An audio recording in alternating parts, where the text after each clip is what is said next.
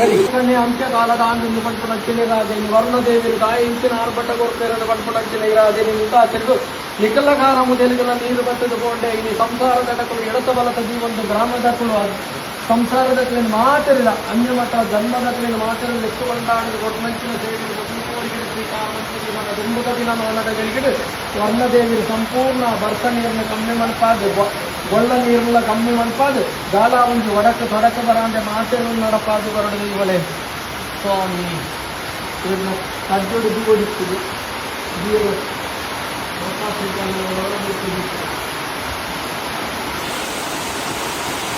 Swami Devale ಸರ್ವಲ